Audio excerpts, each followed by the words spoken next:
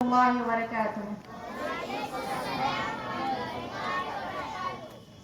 الحمد لله رب العالمين، والصلاة والسلام على سيد الأنبياء والمرسلين وعلى آله وأصحابه أجمعين، أما بعد، فأعوذ بالله من الشيطان الرجيم، بسم الله الرحمن الرحيم، وأنتم الأعلون إن كنتم مؤمنين. وہ معزز تھے زمانے میں مسلمان ہو کر، وہ معزز تھے زمانے میں مسلمان ہو کر، اور ہم خوار ہوئے تارک قرآن ہو کر. محترم بزرگوں اور عزیز بھائیوں، آج میری گفتگو کا موضوع مسلمانوں کی تباہی اور اس کا علاج ہے. آئیے اس موضوع کے تحت ہم اپنے شاندار ماضی پر ایک نظر ڈال کر مستقبل کی تعمیر و ترقی کے سامان تلاش کریں. قرآن کریم میں رب ذوالجلال کا ارشاد ہے وَأَنْتُمُ الْأَعْلَوْنَ إِن كُنتُم مُؤْمِنِينَ، کہ تم ہی سربلند رہو گے اگر تم مومن ہو.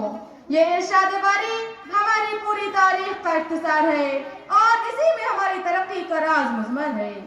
تاریخ کے سینکڑوں واقعات یہ بتانے کے لیے کافی ہے کہ جب بھی ہمارا رشتہ اللہ سے اور اس کے دین سے مضبوط رہا، سربلندی اور کامیابی نے ہمارے قدم چومے، اور جب کبھی اس رشتے میں کسی قسم کی کمزوری آئی، ہم عزت و رفعت کے آسمان سے ذلت و پستی کے غار میں جا گرے.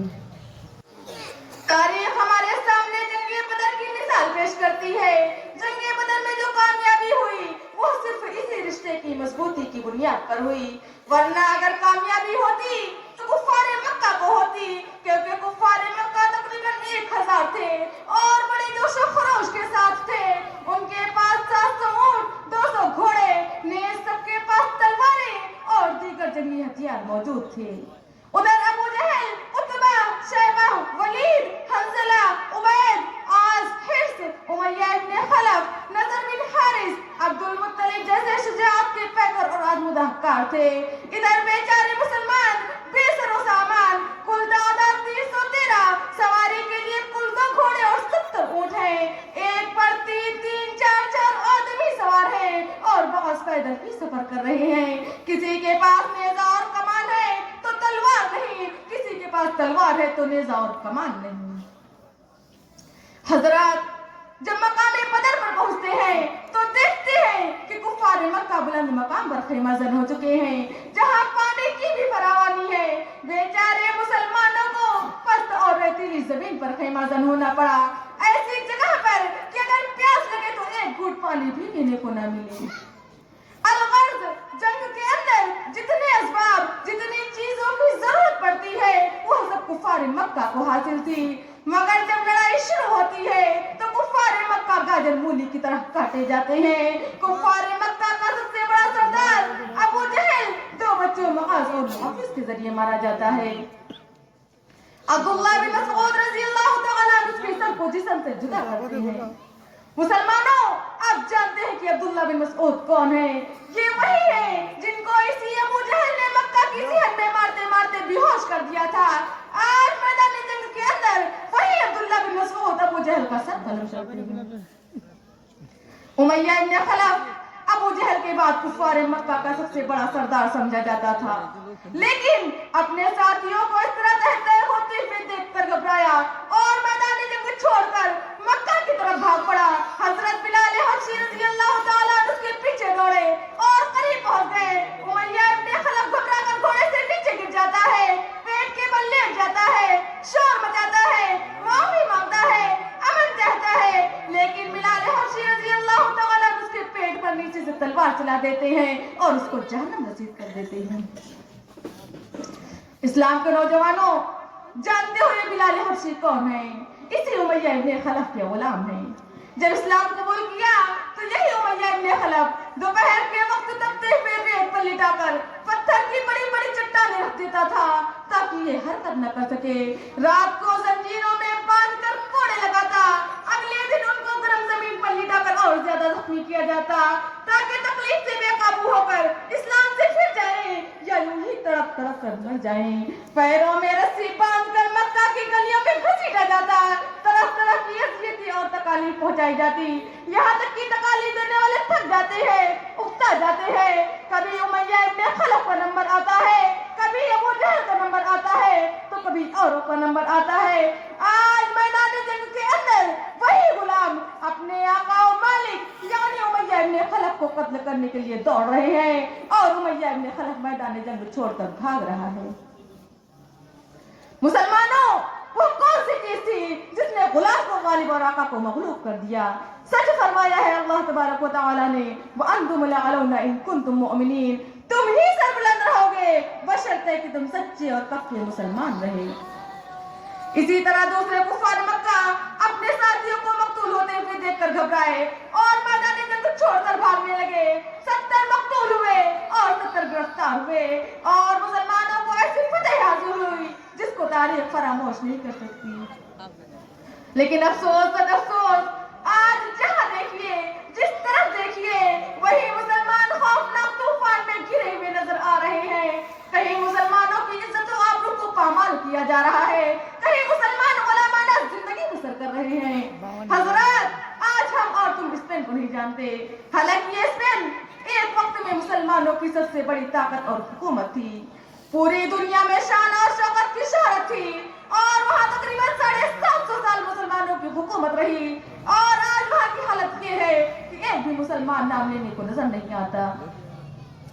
मुसलमानों के ऊपर तबाही इस तरह आई कि न सिर्फ ये कि मुसलमानों को बेघर किया गया, बल्कि मुसलमानों को अपना मजहब छोड़ने पर मजबूर किया गया। मुसलमानों की इज्जत और आबरू को पामाल किया गया, हजारों नौजवानों को कत्ल कर दिया गया, बेशुमार औरतों को शहीद कर दिया गया, मासूम बच्चों को उनकी मां की गोद से जुदा कर दिया गया, उलमाए किराम को सख्त से सख्त सजाएं दी गई, जबकि मुल्क बर्मा में मुसलमानों की बहुत बड़ी तादाद मौजूद थी। और अभी हाल ही में गाजा के साथ क्या मामला किया गया? वो कौन से मजालिम है जो गाजा के अंदर न ढाए गए हों? मासूम बच्चों को मारा गया, मजलूम औरतों को सताया गया, बस्तियां उजाड़ दी गई, पूरे शहर को मलबे में तब्दील कर दिया गया। मगर इंसानियत का दम भरने वाली दुनिया, इंसानियत की ठेकेदार दुनिया खामोश तमाशाई बनकर तमाम मजालिम को देखती रही। आप दूर न जाएं, खुद अपने मुल्क में देखिए कि आज हमारे साथ क्या नहीं किया जा रहा है। कौन से ऐसे मजालिम हैं जिनको हम बर्दाश्त नहीं कर रहे हैं। हालांकि इसी मुल्क के अंदर हमारी हुकूमत रही है, और आज हमारी हालत ये है कि हम इत्मीनान के साथ जिंदगी नहीं गुजार सकते।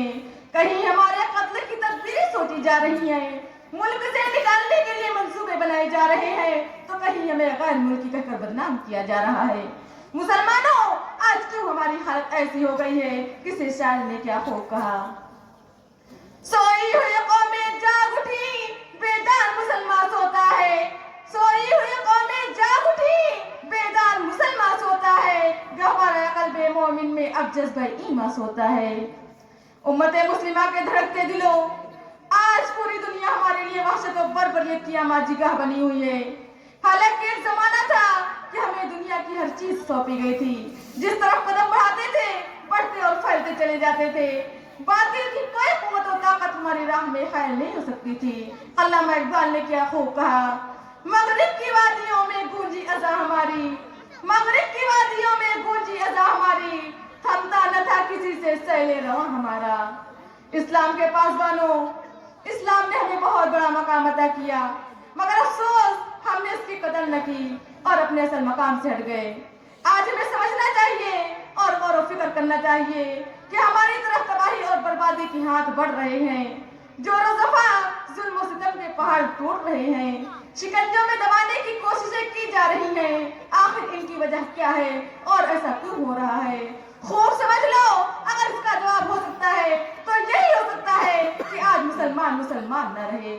आज हम अपने मुसलमान होने का झूठा दावा करते हैं, कवानीन इस्लाम से मुंह मोड़कर, इस्लाम के उसूलों को तोड़कर फिर हम अपने आप को मुसलमान पेश करते हैं। मुसलमानों, हकीकत तो ये है कि हमने अल्लाह की शरीयत से रुगर्दानी कर ली। हुजूर अक़दस सल्लल्लाहु अलैहि वसल्लम के दामन मुक़द्दस को तर्क कर दिया। नमाज हम नहीं पढ़ते, रोजा हम नहीं रखते, कानून की तरह माल इकट्ठा करके हम रखते हैं, ज़कात हम नहीं देते, हराम हम खाते हैं, सूद हम लेते हैं, ईमानबाजी जुएबाजी हमारा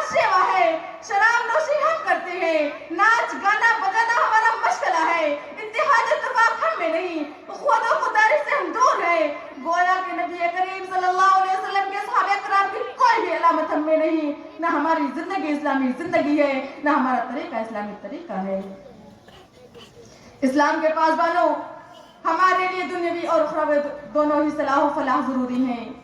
جس کا طریقہ یہ ہے کہ اس معبود حق کی پرستش کریں جو ہمارا رب اور خالق ہے، اور تاجدار مدینہ احمد مجتبی محمد مصطفیٰ صلی اللہ علیہ وسلم کی پیروی کرے جو ہم لوگوں کے واسطے نبی آخر الزمان بنا کر مبعوث فرمائے گئے ہیں۔ صحابہ کرام اور اکابرین اعظام کے نقش قدم پر چلے، جن کی آنکھوں میں جھلکتی ہوئی تصویر عبادت تھی، جن کی آنکھوں میں تڑپتی ہوئی ایمان کی حرارت تھی، جن کی ہونٹوں کے مچلتی ہوئی قرآن کی تلاوت تھی، جن کا دل باد عرفہ کا چھلکتا ہوا ساغر تھا۔ مسلمانوں، آؤ متحد ہو جاؤ، ایک جھنڈے کے نیچے چلے آؤ اور اپنے معاشرے کی ان تمام برائیوں کو مٹاؤ، ورنہ تمہاری تباہی اور بربادی کی کوئی حد نہ ہوگی اور ہمیں سر بلند کرنے والی کوئی تاریخ دنیا میں نہیں آئے گی۔ اللہ تعالیٰ شعور و بیداری اور اپنے زوال کا احساس اور اس کے ازالے کی فکر نصیب فرمائے۔ اس شعر کے ساتھ اپنی تقریر ختم کرتی ہوں۔ اٹھ کے بزمِ جہاں کا اور ہی انداز ہے، اٹھ کے بزمِ جہاں کا اور ہی انداز ہے، مشرق و مغرب میں تیرے دور کا آغاز ہے۔ وآخر دعوانا الحمدللہ رب العالمین۔ السلام علیکم ورحمۃ اللہ وبرکاتہ۔